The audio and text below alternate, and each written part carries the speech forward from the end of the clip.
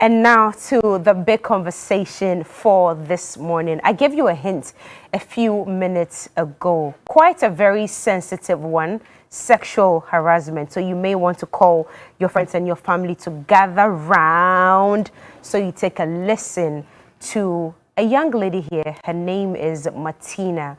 Well, she's experienced sexual harassment firsthand. It's actually happened to her, and this morning she's here to share her ordeal. But she's not my only guest this morning. Nana Oye Bampo Ado, she's a barrister and a politician. She was the former Minister for Gender, Children and Social Protection between 2013 and 2017. And she's currently the Chief Executive Director of the Human Rights Advocacy Center. So she is also going to be telling us what exactly the law says about sexual harassment, actually define exactly what it is for us this morning. But many a time when you hear sexual harassment, you may think that it's just from a man to a woman, and rarely from a woman to a man. But sometimes it can also be from a woman to another woman, and from another man to another man, especially in the workplace. Now, it's very tricky because all these sexual advances or all these sexual favors, when asked, they all have their consequences. If you accept, it's got its consequences. If you decline, it's also got its consequences. And sometimes it can affect the individual's work wherever he or she finds herself. Nana, if you can hear us this morning, hello, good morning. Hi, good morning. How are you all? Good, thank you. Fantastic. Good to have you here this morning. Yeah, thanks. Good to be here. Okay, so I just want us to take a listen to Martina because I want to come to you with the definition of exactly what we mean when we say sexual harassment. I would also want to take your views on what the law says on sexual harassment and to pick your mind on a few other questions that I have here. So if that's okay, would you want to come in first or you want to listen to Martina? No, I think we should listen to Martina first. I think that would now set the context for our discussion. Fantastic. Thank you so much whilst you hold on for me. Martina, good morning. Good morning. Okay. How are you feeling? I'm good, thank you. Are you nervous? A little. Just a little. But you've narrated the story already. Yes. But because it's another show, you feel a little nervous. Are you ashamed sometimes? Not anymore.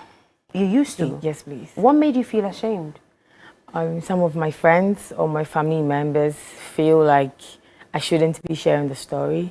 So when they hear it, some of them have like some comments. Yeah. So sometimes I wonder if I should, because then you go out there and someone looks at you like a victim and all of that. Yes. So you still go through victimization, yes, even after sharing the story. Yes, and oftentimes you hear them say, speak up, let somebody know exactly what's going on. And even after you speak up, it's also got its own consequences. I can only imagine how you're feeling, but you're very brave to have voiced it out for the world to know.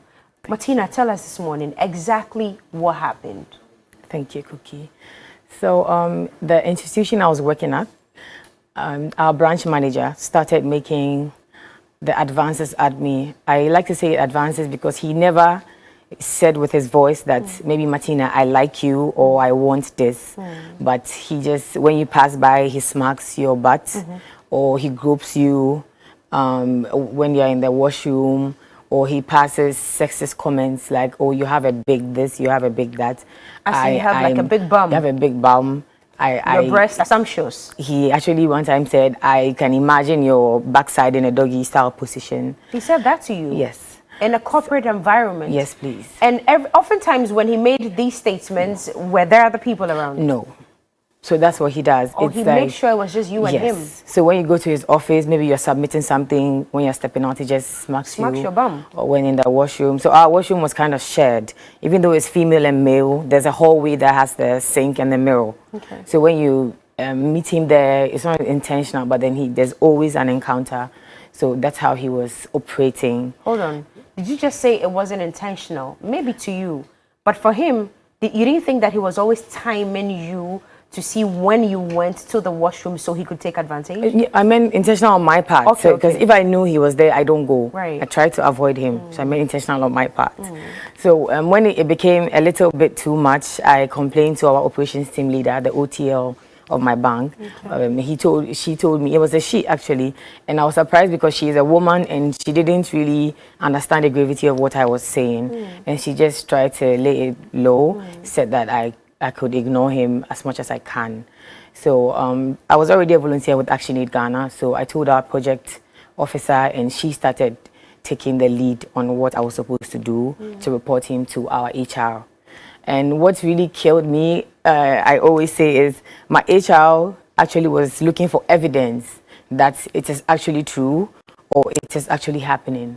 So I have to now still go to my branch and act like we are not reporting him so that I can get evidence of what he's doing with me, like either Did you try to film? Yes, so either a chat, a picture, a video, but it just killed me that I have to go back into that same treatment I was trying to get out of, because it took a couple of months to even get the evidence before the HR even agreed to even take it like an issue before they started trying to deal with it. Martina, I need to understand something. Okay, so this firm, that it was a bank you mentioned. Who came first, you or him? Him. He was there before I was employed, came. yes. Okay, now how long did it start? Sorry, after you registered your presence in the office, how long did it take for all of this to start? A couple of months, maybe 8 or 9 months. It was almost a year. Almost a year. Yes, please. So had he now then noticed you or something? I would not understand. I mean, there were other girls, so I don't know, maybe if he started with other people and they couldn't speak up, or if I was his ultimate, I would not really understand, because I never got a chance to question him. 8 good months, for a good 8 months before you started noticing that he was passing advances at you. Yes. So did it start physically or maybe through text messaging and all that? Physically. It started yes, physically. You know, because of timing, we have to be at the bank at least by 7:30. Yeah. We set up before we open. Right. So you come, sometimes I come early because I live in Sawam and it's very far from where I was with. So I leave home early, and sometimes I come and change, I get really dressed there. Not in my dress, but maybe my heels. So I wear like slip-ons, come back and maybe get my makeup and everything there. So when you are dressing up, then he's passing all those sexist comments. And so I try to stop coming too early so that I don't have to be alone with him in the bank before other people show up. Yeah. Did you tell any of your colleagues when it started? Yes, one who was like a very close friend to me, and she didn't even take me serious anyway, so I don't think the friends helped. But after it blew up, then everybody was just like, you shouldn't have. But I was the one in this, and when I told you before, you didn't even take a listen that, okay, so what do you want to do? How do you want to do this? Because if I wanted it, I would not have said I don't want it. So I don't know why, even if you were my friend, you never said, okay, what do you want us to do about it? But after it blew up, you're like, I shouldn't have, now my name is everywhere. So were they feeling bad for him, or it was for you? Because I'm not understanding that you shouldn't have. Okay. You shouldn't have, because now it's been blown out of proportion. Maybe now everybody knows about it and you become a victim, or you shouldn't have because he got a punishment, some sort of punishment for it. Okay. So I think every institution or even every person looks at their image to the public.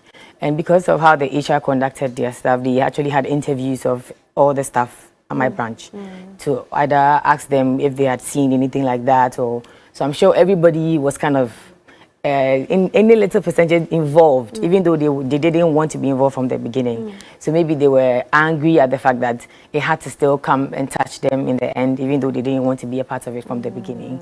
And the fact that our branch had the stigma. So in the end, I got moved from my branch as well. I asked for the transfer because after he was supposedly sacked. Oh, so that, I was coming to that. So that was his punishment. They told us that they had let him go. Okay. But after some months, I saw him at a different place. Let's backtrack a little bit. Who did you report this to? HR? Because I remember you said you mentioned it to a friend of yours, just one person in the beginning. Yes. And then you reported to your the manager. the operations team leader. Okay. And then it went to my project officer at Action Aid before it came to the HR of the bank. Wow. So it was the HR that did the investigation with you and him? Yes, please. Were you in meetings at the same time? No. Did you go through questioning at the same time? No. It was done separately. Yes, please. So how did they believe you over him? In the end, I would not know, because I think they tried to appease both sides, because they told me and my team that he has been let go. Okay. So I don't know what they told him to be able to just move him from my branch to a different branch.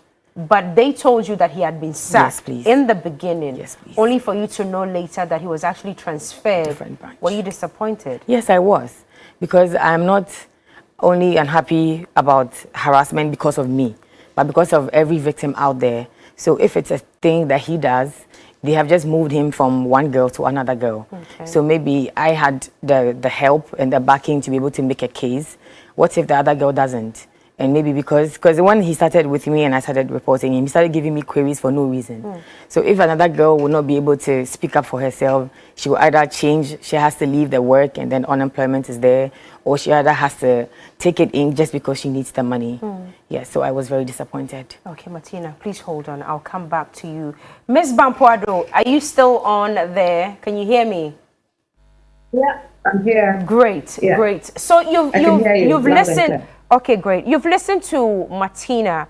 My basic question, or my very first question to you, would be exactly what we mean when we say sexual harassment. But with her narration, does it fit into what you would say qualifies as sexual harassment? Yes, it definitely fits into the definition of sexual harassment in the workplace. Okay. And Martina, we're all very proud of you today. Women in Ghana, women listening to this program on TV3 are proud that you've been bold and courageous to come out to tell your story. And a lot of us can relate to it. So we're really proud of you. We're sure you're going on in your life, and you did a very good thing by reporting, seeking justice, and making sure that the perpetrator was brought to book. So we're really grateful to you for this. So yes, it fits smack into the definition of sexual harassment at the workplace. Listening to Martina, number one, she had a contract. She went to work. She had her terms of engagement. She was supposed to deliver on her terms of engagement. And what her supervisor, or the gentleman, the man, did was inappropriate conduct, touching her, smacking her butt, and making all those comments were not part of her contract. And as she was contracted to deliver on her mandate as a worker, her employer was supposed to ensure that there was that safe environment for her to be able to conduct her work. So if there was her supervisor who was making unwelcome, sexually oriented, unwelcome sort of touching her and saying stuff that made her feel uncomfortable, then obviously that amounted to sexual harassment. So yes, and when we look at our Labor Act, you'd see that it is very clear that from the definition of sexual harassment, also in the Domestic Violence Act of 2007, this constituted sexual harassment at the workplace. Okay. Does it only take the form? Yeah. Does it only take the form that Martina went through, or there could be other forms that can send you a signal that you're being sexually harassed?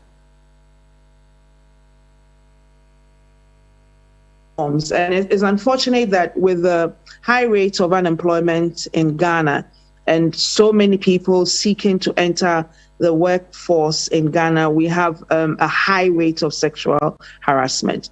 So unwelcome comments, like this guy went ahead to be physical in terms of hitting her butt and making, so all those sort of unwelcome, sexually suggestive comments.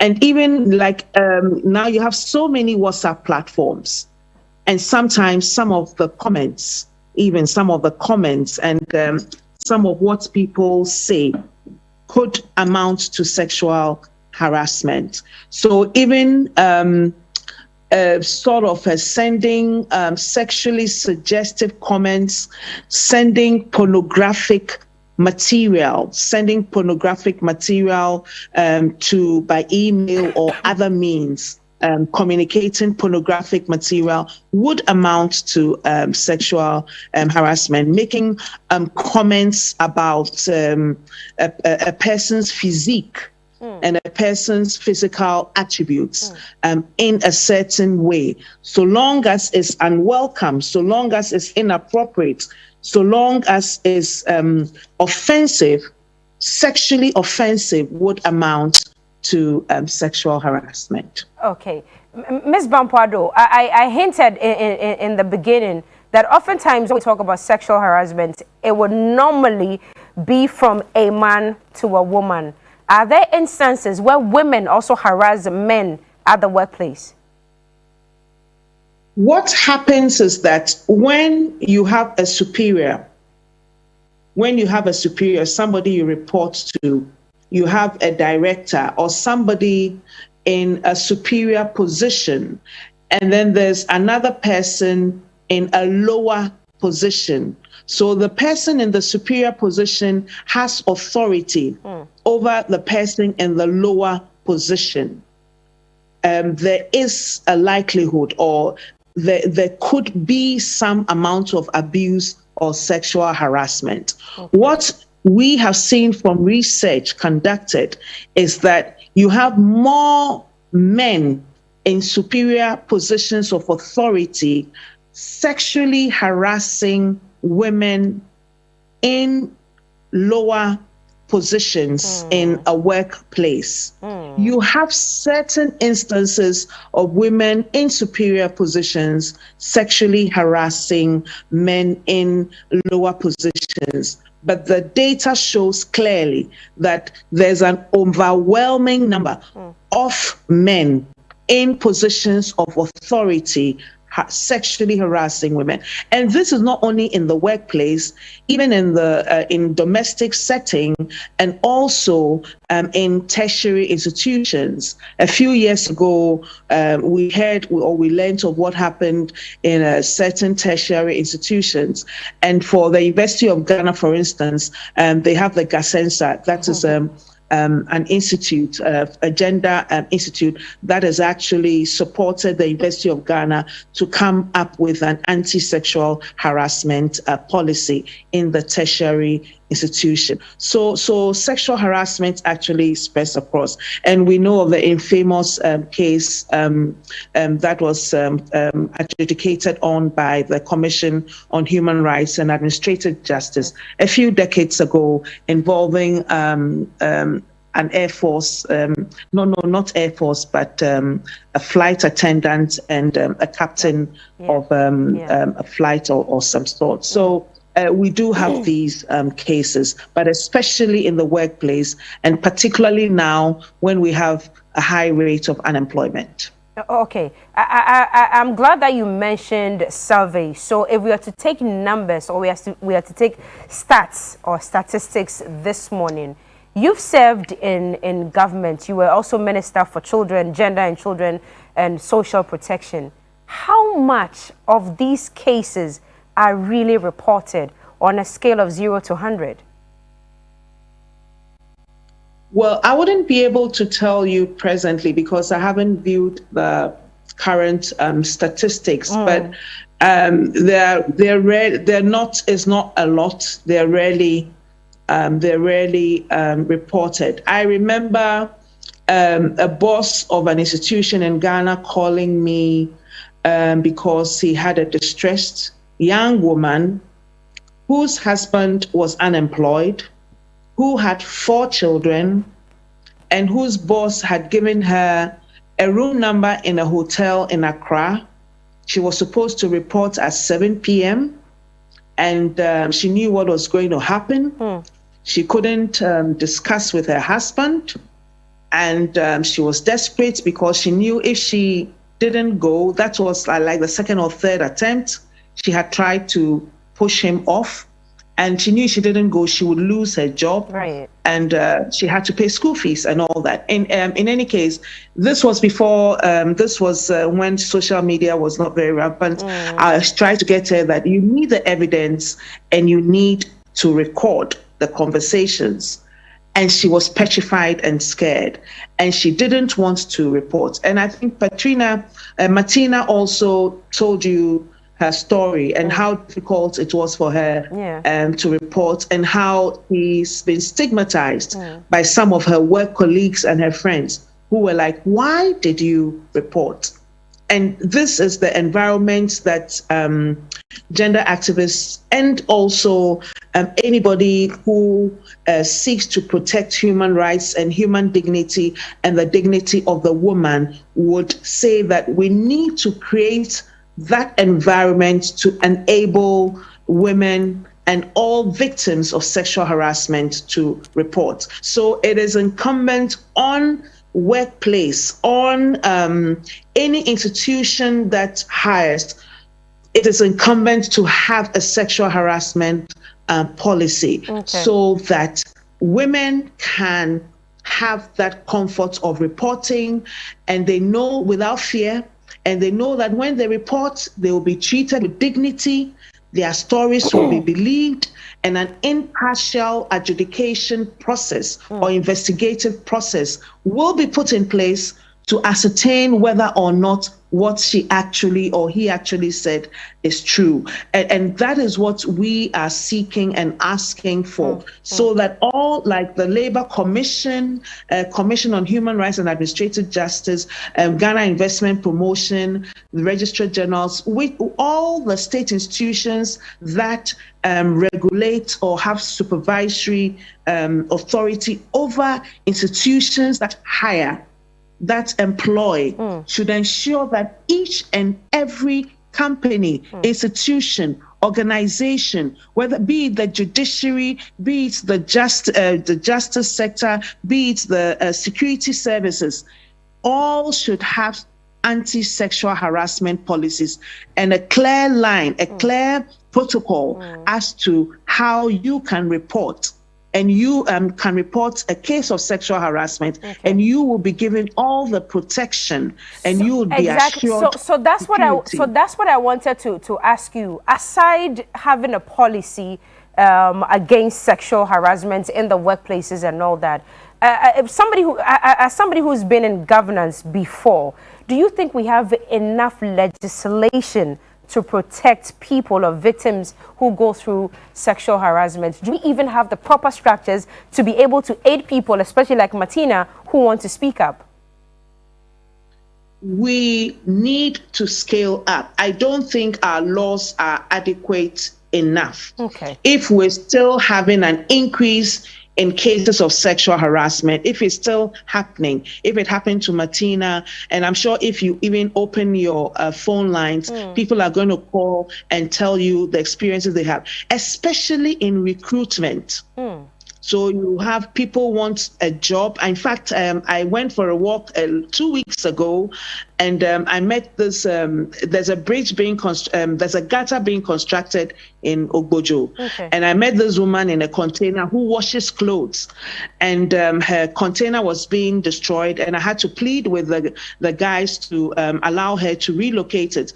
And she was telling me how she was working in the public services, and she was going to be made permanent staff, and the director asked her for sex. She refused, and so she was not employed. And now she washes clothes for her a living, and she has 3 children, and she has to live in that container by the big gutter in Ogbojo. This was her story.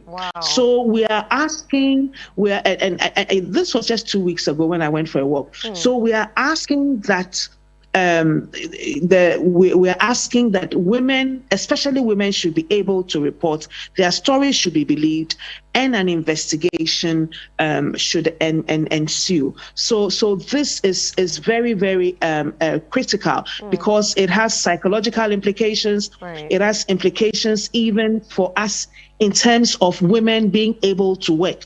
So when you see some of the low numbers that the jobs are there, women are not applying, she will not come because she cannot even go past the HR. Because the HR may ask for sex before she's even employed. He's the first hindrance. Yes, so that is a fact, and she would not want to have sex. That is unwelcome. That is sexual harassment. even if she starts work, then she gets all these unwelcome, offensive advances and the jokes, the boy jokes that come up. I remember I went to a certain institution and there was a whole collage of condoms. And every now and then, every few hours, the guys would make jokes about size of condoms. Like the women come in and then they would figure out what size of condom would be needed. And I had to tell them that, look, this amounts to sexual harassment. We are women in this office and you can't do that. You take off that notice, that collage, or within 24 hours, I'm going to take it off and you have the consequential action. So other people in the workplace should be sensitive to all these unwelcome, unhealthy work environments that do not allow women to reach their full potential in terms of productivity and in terms of output. Fantastic. My last but one question to you would be how to break the cultural barrier. I remember you mentioned that, for instance, in the University of Ghana, Legon, an anti-sexual harassment committee was put in place. And ever since, they've been able to curb the numbers. She reported, and her people in her immediate community started accusing and making her feel bad for even reporting. How do we break this cultural barrier? What do we do with our churches, with our schools, with our mosques, with our very communities around us to be able to encourage women to speak up and to even prevent the men who perpetrate all these acts to stop? How do we break this cultural barrier? Well, there are various layers to this. So the first layer is what you're doing now. And thank you very much, Media General, for this excellent program. So creating awareness. So we need to create awareness and get people to know how it adversely affects the lives, especially of women. Beyond creating awareness, we need to make the institutions that supervise and regulate the workplace environment, we need to make sure that they ensure that each and every registered company, registered organization, registered institution in Ghana, both in the formal and informal sector, have sexual harassment policies that clearly articulate the definition, what constitutes sexual harassment, and how is it addressed? How will it be addressed? That will also help a lot. So I'm hoping Media General, you have an anti-sexual harassment policy, which will be implemented, and that would really help. And like you said, even within the church space, sexual harassment occurs. Still, because of that relationship, the authority, pastor authority, choir girl, subordinate, that relationship also, that authority relationship also fuels sexual harassment. So right across, create awareness, and when it occurs, we address it. So preventive mechanisms and measures to be put in place by sexual harassment policies and by strengthening our laws. So like I said, the laws we have in our Labor Act, in our domestic violence, but we need to strengthen the laws. We need to amend the laws to make it stronger and to punish those who actually commit sexual harassment. And then let's create awareness. If the laws deter, it will reduce. Now they don't deter enough. And that is why we have a high rate. But my last question before you go. Sometimes the women would also consent to the advances and all these requests from the men. And then maybe something goes wrong at the end of the day. Now she comes back to say that she was or she's being sexually harassed. How do we also believe some of these stories that they tell? And how do we also believe these men when they say that, no, I didn't do it, and even if I did it, she consented to it? How are we protecting the men also? That is why I am recommending an adjudication process, an impartial process. So when you have your sexual harassment policy, you should define it, the circumstances, and also have a process that, okay, if it occurs, you can report it. And this is the committee or the investigative committee that will be set up. You'll be given a hearing, and then they will go into the matter. Okay. So once everybody is assured that when I am accused of sexual harassment, I will be given a hearing, and I will be able to put my case across, and there can be a determination by an impartial tribunal, be it a committee, a tribunal, or whatever who that will determine whether or not I have sexually harassed, or whether on the other hand, whether or not the victim has been sexually harassed. Okay. That will help. So that if this is the story of the man, he will be put through a process, and it will be determined. I mean, just like the process in court. Of course, it will not be like that. Right. And we have several, globally, there are several templates that organizations can follow. And I'm sure the international and some other corporate institutions do have sexual harassment policies. And I'm sure if you do your investigation, you find out that cases have been determined, like Martina's case, where if it's Action Aid, and I'm sure is an international institution, and cases have been determined by other institutions. So I'm expecting that the banks and other companies would all have sexual harassment policies. And I'm hoping your research team will go out there and find out which company has, which bank has, and you can have a discussion with them. Okay. Thank you so very much. Nana Oye Bampo Ado, she's a politician, she's a barrister, and she was also the former Minister for Gender, Children and Social Protection 2013 to 2017, and currently the Chief Executive Director of the Human Rights Advocacy Center. Thank you so much, ma'am, for your time. Have a great day. Thank you so very much. Martina, thank you so much for sharing your story. There was actually a part that I wanted to listen to again when you said you were wearing a jumpsuit. Yeah. And that was when it actually got aggravated. What happened in that instance before you just go? I slapped him. It was impulsive because I didn't expect that. So then those who had the resounding thing came, about 4 people came to the door of the washroom, and that is when like everything escalated. So how's life after that episode now? How are you surviving? How are you coping? You're in a new firm now. Yes. In a totally different workplace. Yes. How is it going? So far, so good. Most of them don't know the past, but the other branch I went to after the other side, most of them were not even talking to me.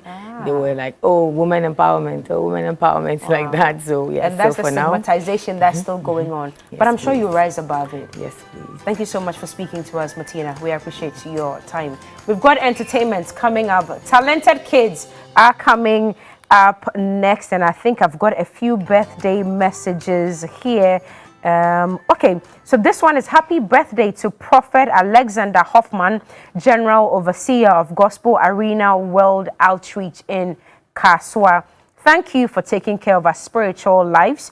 We have grown spiritually because of your selflessness and your open arms to all of us. A father like no other you are.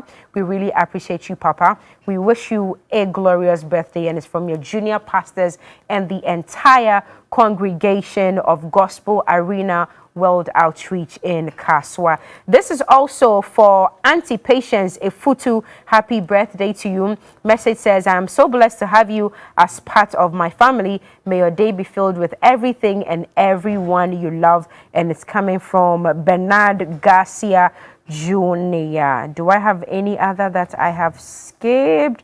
Yes, Sandani sent me one. Okay, happy birthday to Miss Edna Mensah, popularly known as Nanama at Kaswa Ofanko, TV3. Now it's from Sisiya, Apostle Kwesi Sakwa, and the entire family. May the fullness of God be with you and the rest of your life. Enjoy your day. And Minister For communication, Minister Kojo Opon Nkrumah, it's your birthday today. It's the big 40 for you. Oh, information. I beg your pardon. It's the big 40 for you today. Happy birthday. You wanted to say something, Martina? Give a shout out to yes, the campus. you can. No, you can do it for us. Okay. So I'm a student at GIJ, Okay. and we are having a campus simulated political project. Okay. So my party, Okay. it's True Democratic Alliance. All right. Thank you. So we are rooting for you. So congratulations. Anyway, we have talented kids coming up next. Don't go anywhere.